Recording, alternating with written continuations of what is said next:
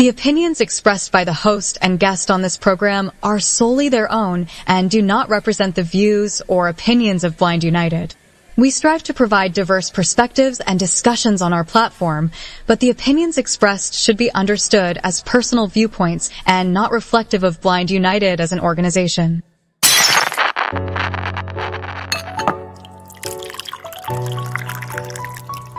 It's time. It's time for coffee time. Coffee time. Coffee time. Coffee time. Coffee time. Coffee time. Coffee time. And here is your coffee time crew. Well, good Tuesday morning, everyone, and welcome back to Coffee Time with Blind United. It is Tuesday again, and I got me and Carol up in here today. So good morning, Carol. Good morning. Good morning, everyone. So Pedro is not with us today, and we may possibly get George. I know everybody's excited about that part, right? But anyway, let's jump into these interest groups. Tonight is Ladies' Night, being the second Tuesday of the month.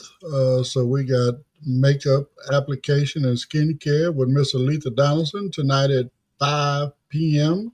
Pacific time. For her, that would be 8 p.m. since she's on the East Coast. And then immediately after that, we got Mrs. Vanetta Davis del Castillo and Lady Support Group, which starts at 6 p.m. Pacific time. So come on in, hang out, learn some makeup and skincare tricks, and then, be able to follow that right into, ladies' discussion about whatever y'all ladies talk about. So, anyway, moving forward, today we're taking a closer look at the accessibility of Japan and the steps that they've made to be more accommodating to their blind, visually impaired community there in Japan. So anyway, we're going to hit this first article, and then we'll be back on the other side to talk about it. Today on Coffee Time, Japan's tactile paving, a guiding path for the visually impaired. Japan's commitment to accessibility is exemplified by its widespread use of tactile paving, known as Tenji blocks, which have become an integral part of the urban landscape, aiding the visually impaired in navigating public spaces safely and independently. Origins and implementation. In 1965, Seiichi Miyake invented tactile paving to assist a visually impaired friend. These blocks were first installed in Okayama City in 1967 and have since become ubiquitous across Japan. The design includes two primary patterns, raised dots indicating caution and raised bars indicating direction. Their bright yellow color ensures visibility for those with low vision. Standardization and global influence. Initially, the lack of uniformity in tactile paving caused confusion. However, in 2001, Japan introduced a national industrial standard, ensuring consistency in design and placement. This standardization has not only improved navigation within Japan, but has also influenced other countries to adopt similar systems. Impact on the BVI community. For the BVI community, Tenji blocks represent more than just a navigation aid. They symbolize a society's commitment to inclusivity. Their presence in public spaces empowers individuals to move independently and confidently. Engage with us. Have you encountered Tenji blocks or similar tactile paving in your area? Share your experiences and thoughts on how such innovations can be expanded globally. Now back to the Coffee Time crew for their thoughts. Today on Coffee Time. All right. Well, that was a good mistake. But anyway, man, I can't imagine what it would be like. I mean, I wish America would adopt this process. I mean, back in I believe it was 17, 18 when we did our first walk a mile. The people that we had that came and participated in that, there was actually a representative that came that actually does like the little concave dome things that we do, at the end of the parking lot. When you're coming out of the market, the little tactile strips that are at the edges of the cutouts on the curbs, Right. stuff like that. Right? They had a uh, tactile strip that was, like bars. I would say little bumps, right? Like 3 or 4 bumps in a row, and not bumps, but I guess they are bumps. But again, they were just a long strip with 4 rows on it, if you will, 3 or 4 rows. But anyway, this was something that was actually had an adhesive backing that could be very easily placed, along the sidewalk, right? Hmm. It could also be placed, in the crosswalks. Even if you were to put it on the white line, I mean, it would actually last longer there because you know how they paint those white lines, on a routine basis, so eventually all that paint would seal that thing to the ground even more, right? Hmm. So, but again, just to be able to walk down the middle of the sidewalk and not have to worry about number one, walking into what we call street furniture, right? Fire hydrants, mailboxes, light poles, no parking signs, whatever the case may be. We all call that street furniture.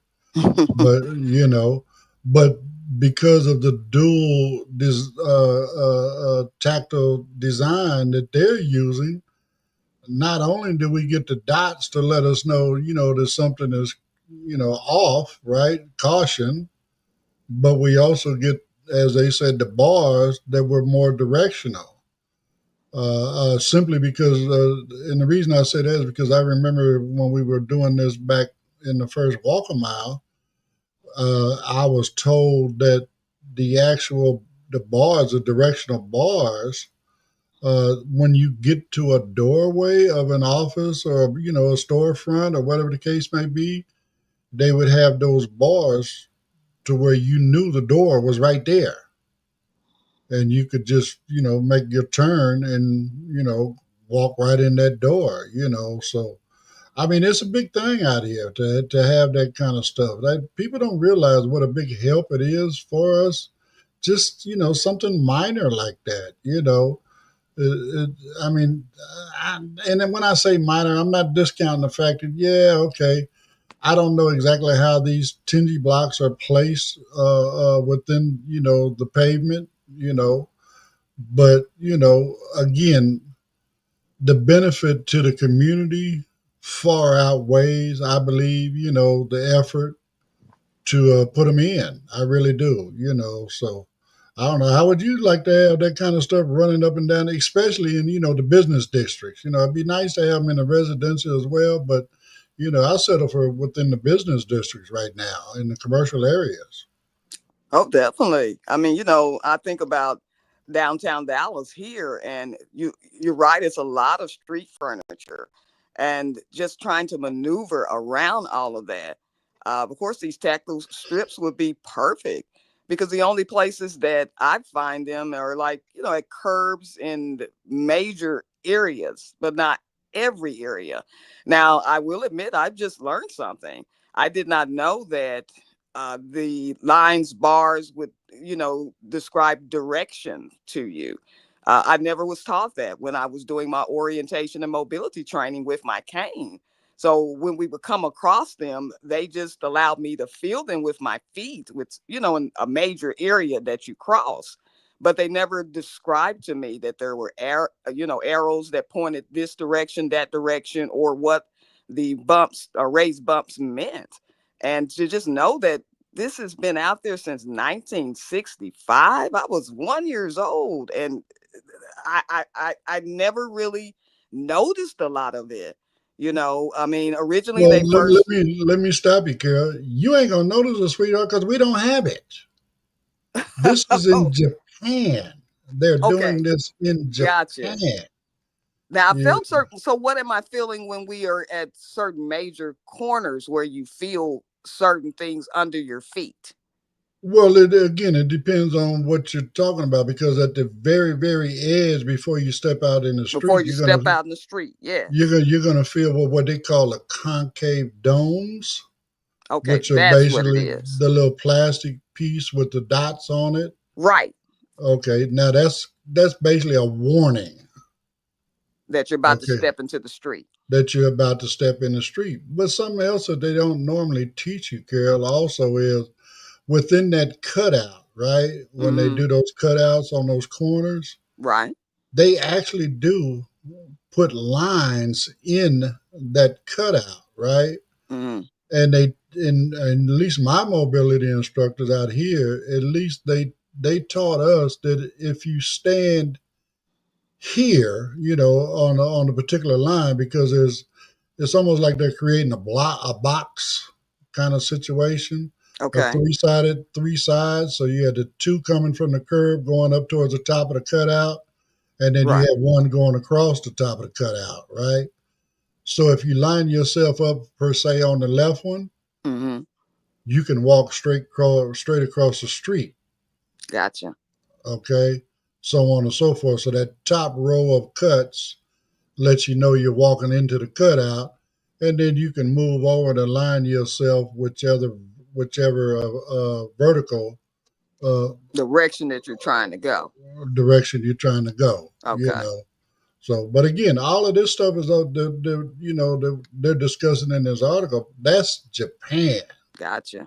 Now, I'll say it again. I wish America was one of the countries that would have adopted this.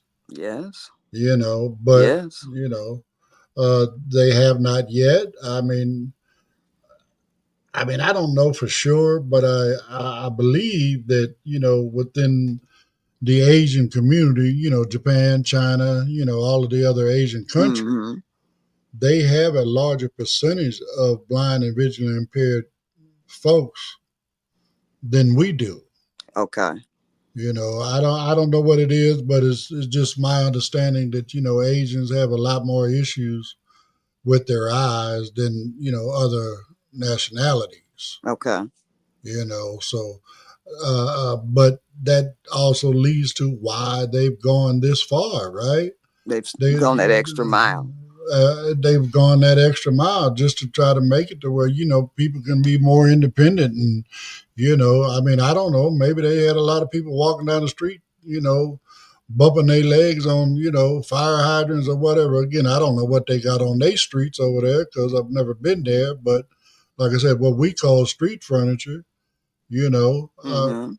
maybe it became a liability for them. I don't know. Maybe people started suing them for bumping into this kind of stuff. You know what I'm Right. saying? I do. I mean, but what choice do they have? Like out here, what are we going to do? We can't move a light pole. Nope.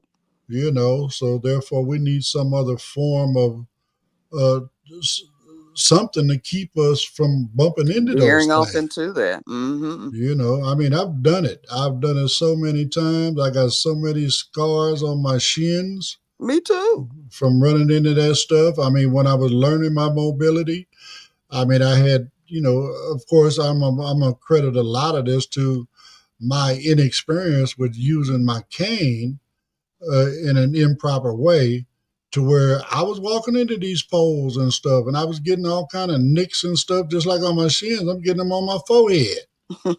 Oh man, it was really, really bad in the beginning. Yeah. But again, you eventually learn, right? And Yeah.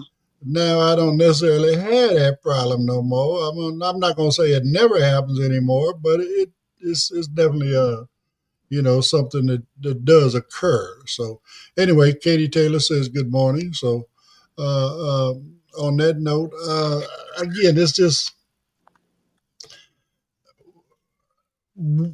I just applaud them for doing what they have done.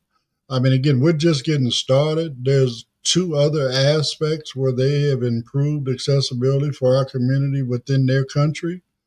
And again, even with all three of these, I wish that, America would adopt some of these practices, so Right. it just makes it so much easier. I mean, again, this is another reason why we do our walk a mile, and I'm, because we want folks in the sighted community to understand what we in the blind, visually impaired community have to go through on a daily basis, Right. And the barriers and stuff that are in our way. And stuff like this just shows how it just simplifies, making it so much easier for us to travel without, worrying about, walking into things. You know what I'm saying? So, I mean, it's a great thing. Again, I think this is something that, needs to be done around the world. As long as they got, I agree. hopefully they got sidewalks everywhere around the world. I know they don't, but at least wherever they got sidewalks, you implement it there. And then, let's keep it 100. Jimmy, he runs over to Africa a lot and does a lot of work over there, passing out canes to people that can't get them. But also a lot of the areas he's going into, they ain't got no sidewalk. So, again, that ain't nothing you can do on a dirt road. Right. But again, they're undeveloped. I'm saying, so I guess a better word to use would be everywhere where around the world where, it's developed. Right. Then these things should be implemented, again, it just helps our community to become more independent and, be able to do a lot more things and, not look like we don't know what we're doing and where we're going, because we have these aids that'll help us, so. I agree. I think they should, bring that over here to America. We definitely need it. Would give us so much more independence and save us a few hospital trips because I don't know, the fire hydrant, running into poles or signs, they don't feel good. Right. No. Well, on that note, I'm going to go ahead and play a couple of promos and then we'll get into the next article. Here we go. Did you know that people in third world countries do not have access to canes? The You Can Give initiative gives canes to people all over the world who cannot get canes. The You Can Give initiative not only goes to these countries and gives people canes, but they give people canes and a digital recorder that is solar powered that has instructions on how to use the cane and instructions on how to repair the cane.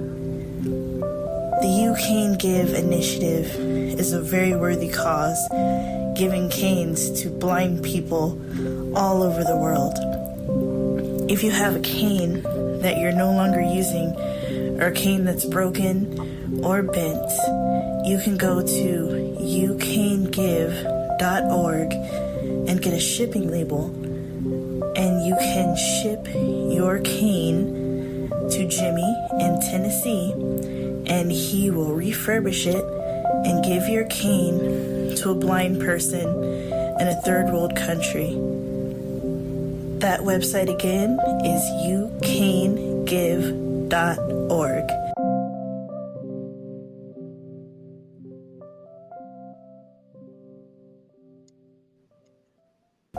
Did you know that people in third world countries... I'm going to have to fix that. Evidently, when I left the studio earlier, it's turned the loop thing back on. Okay, so let me go ahead and play their other one, so I'll get that one out the way. You can go to customcane.com. That's custom with a K, guys.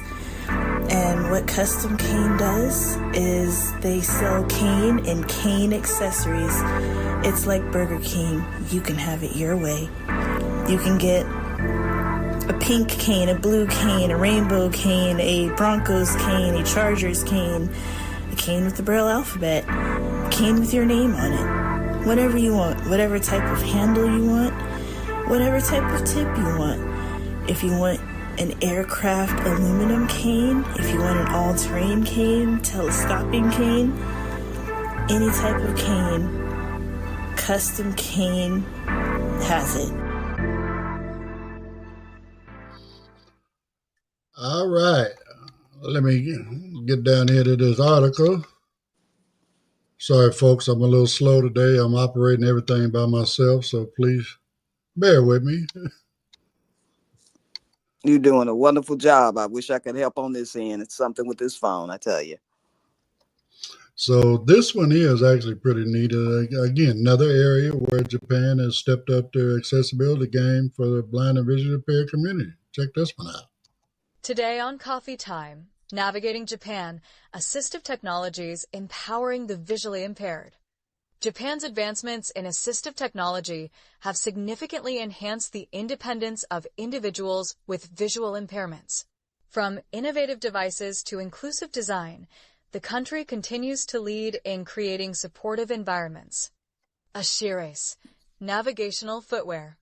One notable innovation is Ashires, a navigation system attached to the user's shoes and linked to a smartphone application.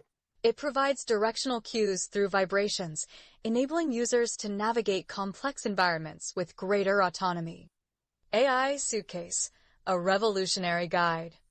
The AI Suitcase is an autonomous navigation robot designed to guide visually impaired individuals. Resembling a standard suitcase, it uses sensors and AI to detect obstacles and navigate complex environments, offering users greater autonomy. Chieko Asakawa, pioneering accessible technology. Chieko Asakawa, a blind computer scientist, has been instrumental in advancing assistive technology.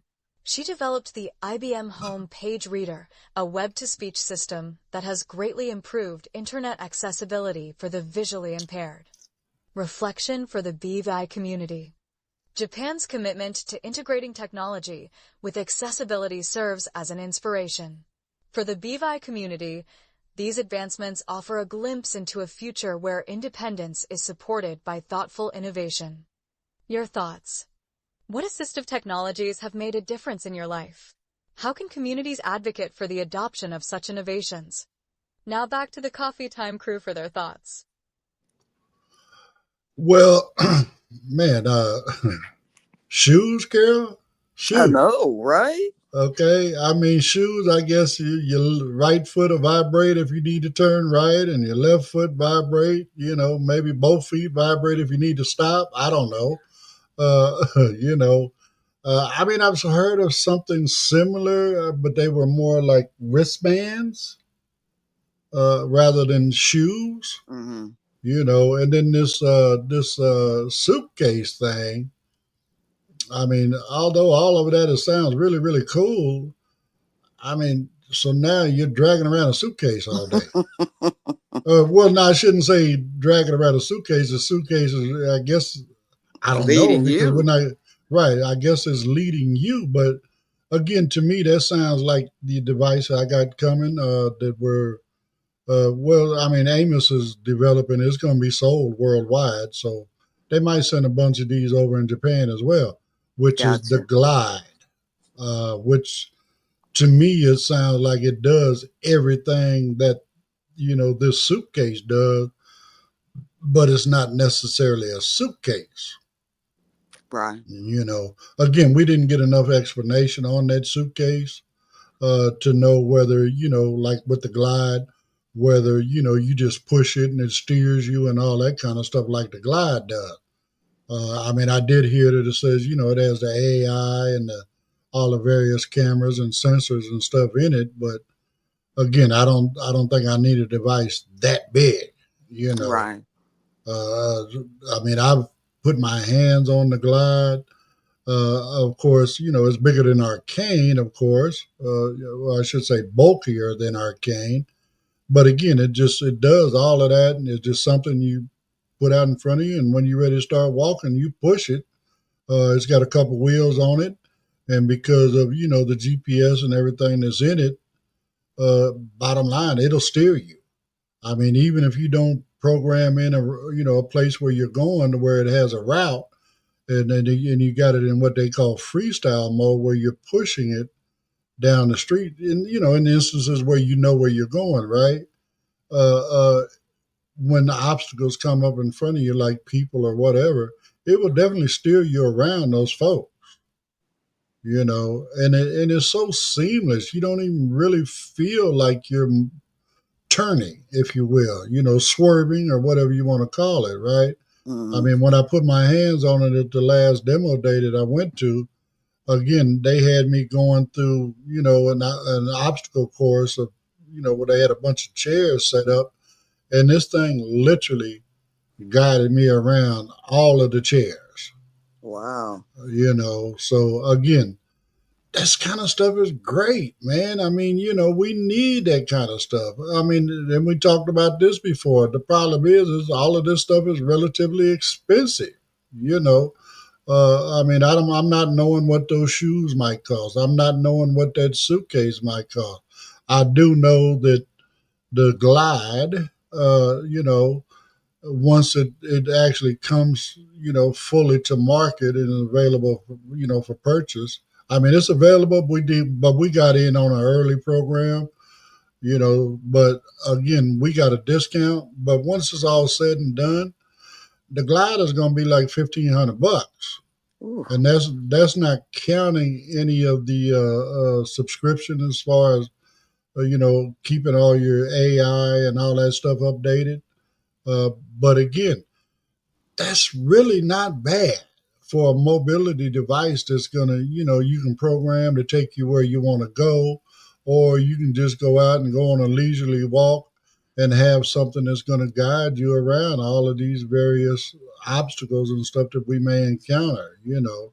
Lastly, I guess this lady has developed her own version of a screen reader, which is our JAWS or NVDA. You know, I mean, again, remember they do have a different style of writing. They do. Their characters are more, I don't know, artistic. Yes. Symbol looking. Yeah, it's more of a symbol than an actual letter character. Mm-hmm. So maybe they needed a different type of screen reader. I don't know. But again, just the fact that, we have a country that has taken these things into consideration, right?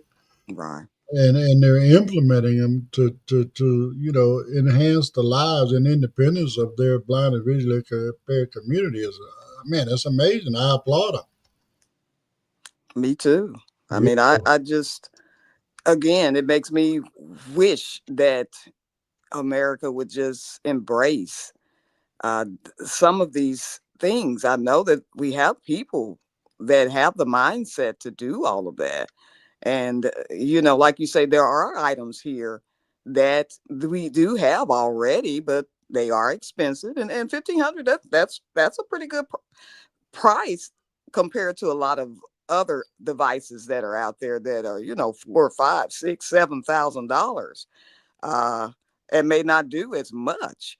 So I applaud Japan. I mean, I just I just hope that anyone that may be listening to this program wake up, start doing some things that can definitely help the community here, because it is definitely needed. It really, really is. I mean, advocacy is very, very important. So, right quick, is it Nina Rambo, something like that? I'm sorry if I'm butchering your name, but she says hello, or they say hello. Okay. And again, hello, welcome to Blind United. Thank you for commenting. So, but again, all of this stuff is necessary. I mean, again, even the apps that we get on our phone, which, they're very, very useful. They're very, very helpful. But at the same time, some of them are free. Some of them cost a few dollars. I mean, that's going to be the cheapest way to go. because they definitely don't cost as much as, like the Envision glasses or, other stuff like that, right? In that same kind of category. But they do have apps that'll do basically the same thing as the glasses, and it's only going to cost you a couple bucks. The problem is what? Now you're not hands free. You got your phone in your hand. You got to get your phone in the right position, and so on and so forth. Some of the apps are good enough to where they can tell you when you have the camera centered, and all four corners are visible, to where it can read the entire document or whatever, right? But again, you're not hands free anymore, right? I mean, with the metas, which is, at the lower end of the scale as far as something, outside of your phone that we can use. Again, you can get those before, between between $300 and $400, depending on, the style and whether you need prescriptions or you want transitional lenses or whatever. But still, that's not a bad price. No, when you it's not. get to talking about, like I said, some of this technology, like Envision glasses, the Envision smart glasses are what, $5,000-6,000. The Orcam glasses are $4,000 or $5,000, and they've been at a long time. Again, that technology is just so expensive that the average person just simply cannot afford to do that. So again, whatever we can do to help get, help the community, I mean, as we discussed yesterday, with all of the cutbacks here in America, a lot of these programs are getting cut out to where we had until now anyway, we had to rely on rehab services, to purchase those items for us because, again, they're just out of the reach for the average blind person because we're on a fixed income. I mean, when you're only getting, $1,000, $1,200 a month, how are you gonna go out and spend $5,000 on, an accessibility assistive technology tool? It just ain't gonna happen. No. We can't afford it. I mean, at that price, we can barely pay our rent and buy groceries at the same time. So it's anything we can do to try to help get the pricing down. I mean, I think one of the things that got Amos to keep his price low. He said he wanted to keep it down to the price of a cell phone. Well, he's right about right. Again, a top end, well, until recently with all these tariffs, a high end iPhone will cost you $1,500, $1,400-$1,500, brand new. Right. So again, he lived up to his promise on that, but because Amos is also blind, he understands all that kind of stuff, right? He understands that, that we're 70% un or underemployed, and for those that may not know what underemployed is, you might have a degree, but all you can get is a minimum wage job. Right. So again, I just applaud them for doing what they're doing. I know a lot of us, it's very, very important that, again, for those that want us to be independent, for those that want us to be part of society, for those that want us to be contributing members of society, they need to understand we need this technology to do that. This is not a want. This is a need, I mean, and there is a big, big difference between wanting and needing, and all of these things are needed for us to be productive members of society. All of these things are needed for us to be independent. Screen readers, what? Now we can go on the computer and we can pay our bills. We can do our shopping, whatever, we can be social, on social media and all this kind of stuff. With screen readers, it allows us to do that, I mean, these other tools, like I said, this glide. I mean, don't get me wrong. I can live the rest of my days using my cane. I'm not going to say white cane because I don't carry a white cane for those that know me. But anyway, again, I could do the rest of my life using it. I'm very, very fluent in doing it, but that glide is just going to make it so much easier. Now I don't have to search for that fire hydrant. I don't have to search for that light pole. I got a device in my hand that's going to see that. I don't have to worry about walking down the street and a tree limb is hanging low and going to knock my head off or whatever. It's going to detect that and let me know I need to duck. Mm-hmm. All these other kind of things. So, I mean, I don't know. I mean, again, I applaud them. I wish our country would do more. I mean, I know under this current administration, we're not going to get any assistance, in the things we need. I mean, I don't know. I just think that in this administration, they feel that we are not only the blind and visually impaired, but the disabled community as a whole. I think they believe that we're a burden on society. I think that they believe we're a burden on the economy, when most of us, anyway, want to be contributing members of society. We want to work, we want to earn a good paycheck. We don't have a problem with paying our taxes. All this other kind of stuff is just, we cannot get to that point because of all the various misconceptions. So, anyway, give me some more of your thoughts, girl. I'm checking these comments, baby. I got you. I mean, I agree. I mean, all of this technology is needed. It's not a want, like you say. And I'm appreciative of all the applications that I use on a daily basis, they help me dress myself or, be able to read my mail or pay a bill or, whatever I normally have to do. True enough, if I am walking down the street, it is not hands-free. So both of my hands are being used if I'm using an application. My phone's in one hand and my cane is in the other as I'm trying to scroll through and just, walk through the community to do what I have to. If I want to go to the corner store or what have you, all of these devices that they have there in Japan to just kind of detect things in front of you. Because, running into, I have come across people that just stand in my way. They see me coming. Now I can't see them, but they're standing there like a deer that sees headlights coming to them and will not move. Like they just really want to challenge and say, okay, is she really blind?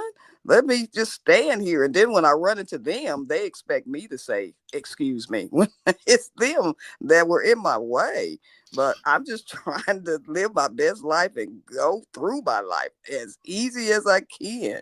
So, well, and again, and I agree, Carol. I'm sorry. I agree. Again, we were talking about the concave dome thing, right? The little plastic strips. Out here, and I'm not sure in Texas because I haven't experienced it, but along, like when you go get on the train, we have those strips right at the edge of the platform, right? So it keeps you from stepping out onto the tracks, right? Yes. So I'm at Union Station. I use that strip as a guide. And, when I hit it with my cane, you hear it. Cluck, cluck, cluck, cluck, cluck, yes. cluck, cluck, cluck. Yes, you do. So as I'm walking down the platform trying to get to where I would get on the train at, I'm steadily beating up on that tactile strip. And like you said, people will not only see, but hear me coming. Right? And then like you said, when I bump into them, it's my fault. It's my fault. Right. You know what I'm saying? Come on, man. You hear or see me coming. Please. Get out of my way. Or how about this? Say something. Right. Oh, you're about to run into me. Oh, I'm sorry, and I can make my way around you if I know you're there. But that's if not, right. That's I'm right. run over you like a Mack truck at 55 miles an hour. You know what I'm saying? So it just doesn't make a whole lot of sense. But, again, we've got to change the way people look at us as well. I mean, and that's what one of the big things about Blind United. We're trying to create that awareness of our community, and let people understand the difference between being sighted and not, understand that, okay, yeah, we're competent. We know how to travel.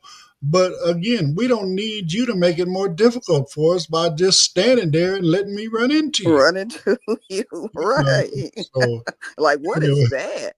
I'm a human being just like you that just can't see. But if you see me, please, can you move out of my way? At least say something. At the Or very, say very something so that I minimum, can say move something. around you, right? At the very minimum. So, on that note, we're going to hit a couple more promos, Carol, and then we're going to jump into the last article. All right. Did you know Blind United offers free training in assistive technology? We call them interest groups. We offer training in JAWS, NVDA, iPhone, iPad, as well as Meta Ray-Bans. We also have groups like support group, cooking groups, and crafting groups. There are also groups for entertainment like movie night and RS game night. For more information about all the interest groups that we offer, just email us at info@blindunited.org or visit our Facebook group, Blind United Interest Group. We would love to have you be part of the Blind United crew.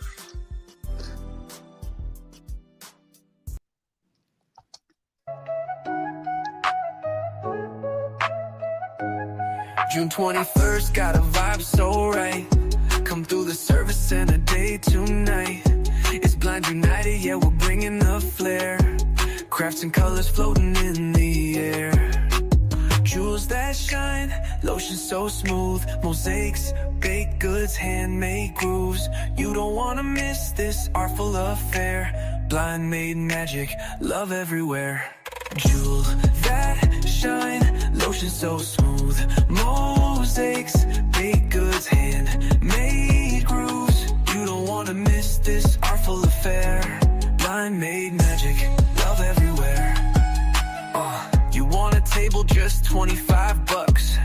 Bring your vision, your craft, your luck. Vendors welcome, come show your pride. Let your work shine, let your soul ride.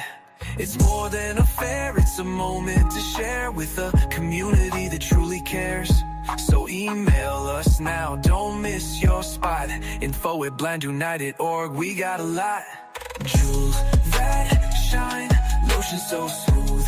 Mosaics, baked goods, handmade grooves. You don't wanna miss this artful affair. Blind made magic, love everywhere. So come vibe with the crew, enjoy the day. Blind United has got it set our way. June 21st, bring your smile and light. Art and love, yeah, we'll shine so bright.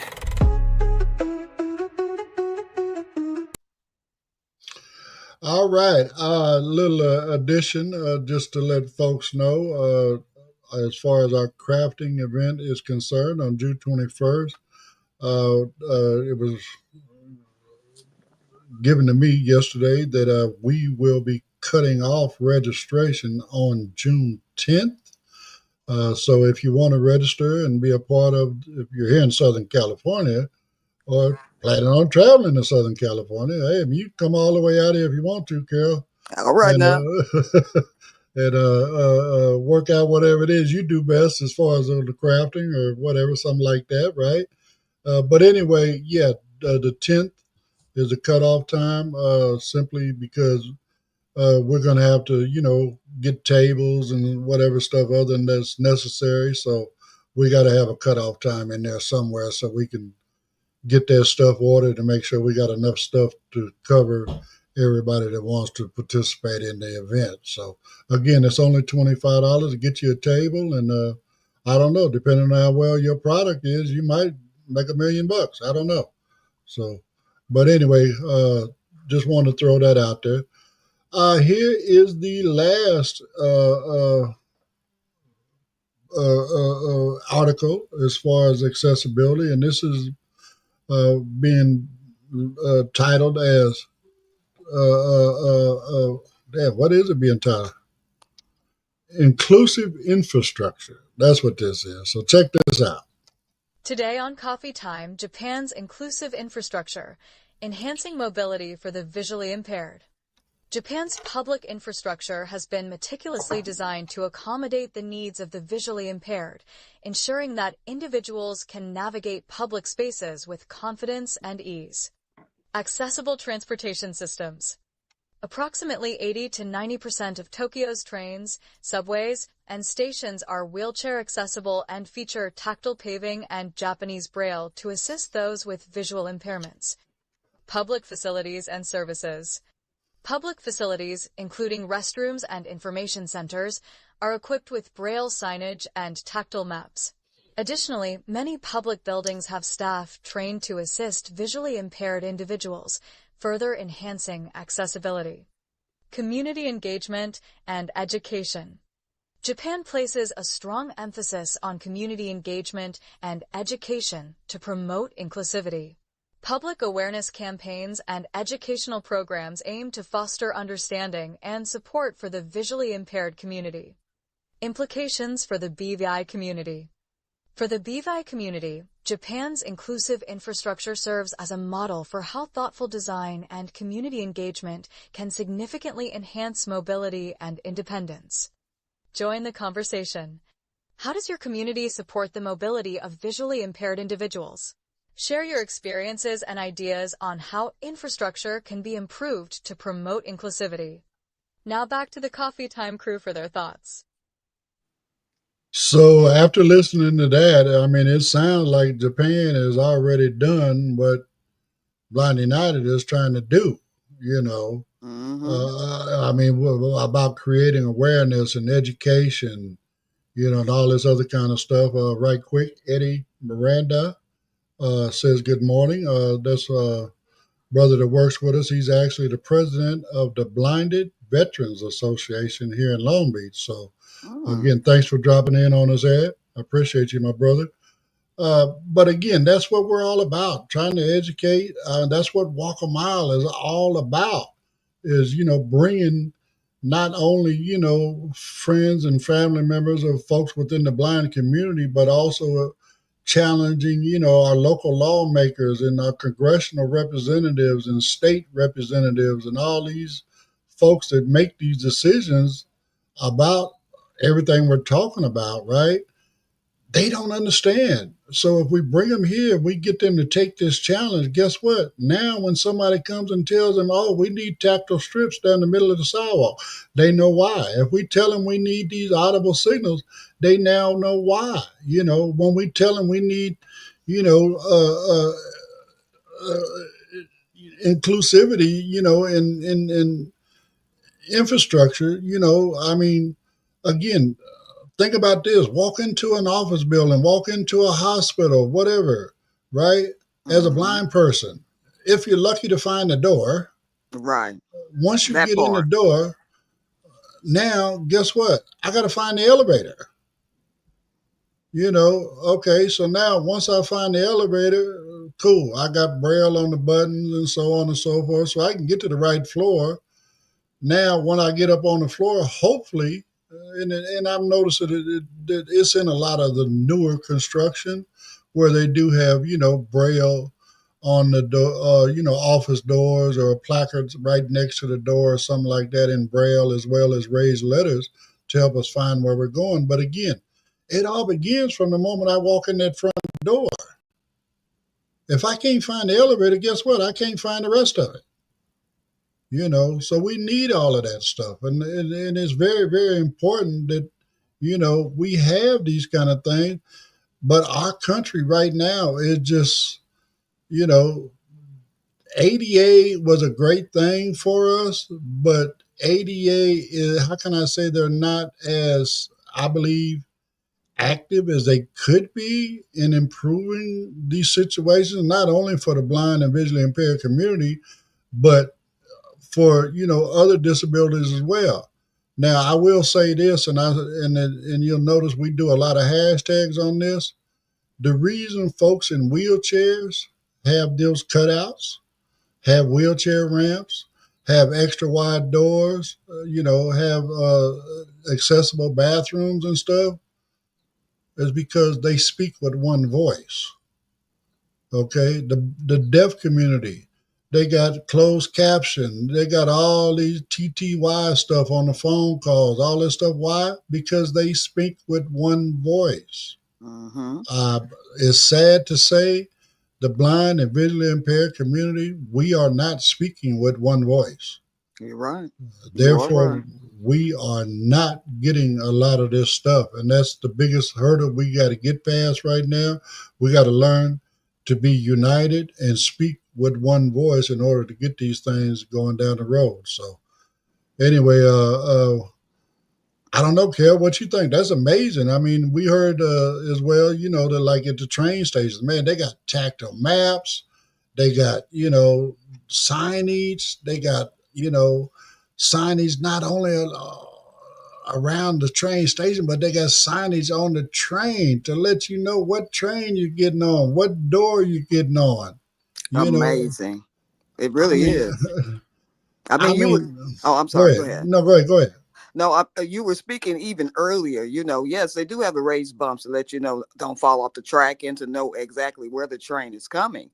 But I don't know about there in California. Here in Dallas, Texas, it lets me know where the train is going to be, but it does not let me know where the door to the train is going to be. So I'm feeling on the train as it stops. And by the time if no one else is getting on but me, by the time I finally make it to the door, it's open.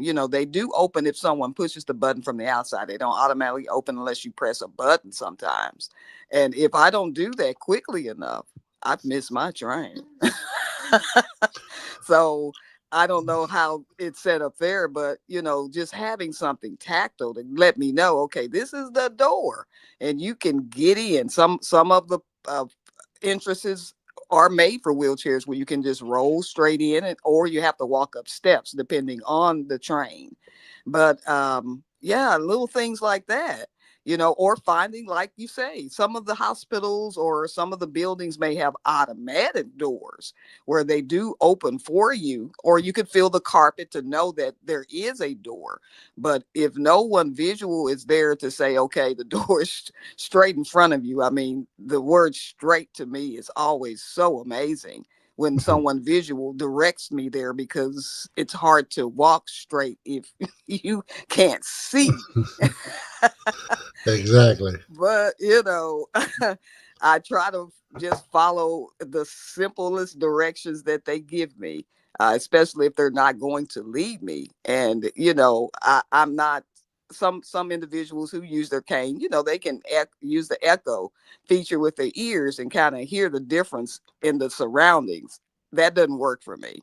So Right. I utilize my cane with constant contact, so that, okay, if I roll over carpet, oh, okay, here's a door. If it doesn't automatically open, don't know if it pushes in or pulls out, but I work that out when I get to it. And like you say, once you enter the building, if there's no one there to direct you and nothing on the walls to help you, you're stuck. So you're just trying to figure out, or wait till you hear some heels clicking on the floor or somebody's shoes squeaky on the floor. Excuse me, can you help me? But if you don't have any of that, again, you're left with just trying to figure out, okay, I'm just trying to get to my appointment. I'm hoping I'm going to make it on time. That Well, kind of thing. and again, well, let me go here first. My brother Daniel Solis from Idaho, he popped in and said good morning. Okay. Good information. So good morning, my brother. How you doing, Daniel? Uh, don't get caught listening to us while you're supposed to be working, my brother. But I mean, again, so let's go here, Kel. We have two different types of trains here. Uh-huh. We have the Metro Link, which is our train that takes us from one county to the next. Okay. Okay. Then we have, once we get into LA, we have what we call our Metro train, which is more like a subway, runs around throughout the city, right? Mm-hmm. Now, Metrolink, man, I ain't got no problem with it. They got ramps. They, again. So, me, I always sit in the conductor car, what they call it, the handicap car, whatever. I don't care. I'm Right. getting on that car, right? Right. But I go get on the car there because, number one, that car is always going to stop in the same spot at the Gotcha. station, Gotcha. right? Because they got to line up with that ramp so they can put down the little bridge to take you from the train to the ramp. For those that walk across, or in folks in a wheelchair, they can roll across, right? Mm-hmm. Now, in contrast, the metro trains, the subways, whatever you want to call them, right? They're actually level with the platform, so therefore you don't need a ramp. Okay? Right. But there's nothing to indicate where the door is going to open at. That's right. That's and they move a lot faster. I mean, and the time that they're at the station is very, very limited. If you don't hurry up and find that door, that train gonna pull right off and leave you. Yep, that's what happens here. So again, there's all kind of improvements that could be made. You know what I'm saying? That's what our goal is to try to, create that awareness. Try to let folks know, hey, man, look, you can put this little thing right here. I mean, I don't know. Does the metro trains, do they stop at the same spot every time? If so, then it's very simple, man. Just put some sort of a directional thing to let me know where the doors are going to be. Right. Stuff like that. Other little stupid stuff like on that train, the announcements, because the conductors do not walk those trains. Now, on that Metro Link, the conductors will walk the train so that you do have somebody who can give you assistance if you need it, right? Mm-hmm. Okay. But on the Metro train, there's nobody walking the train. You got the engineer up in the front of the train, and all he's doing is driving. He's probably looking through some side mirrors or something to tell him, to make sure everybody's on the train or whatever before he pulls off. I don't know. Mm-hmm. But my point being, we don't know if that train stops in the same spot every time. Right. So again, and then once you get down into the subway parts of that train, the echo is so bad, right? That it's hard to get your bearings as to where you're at. Not only that, there is nothing to tell us where's the exit.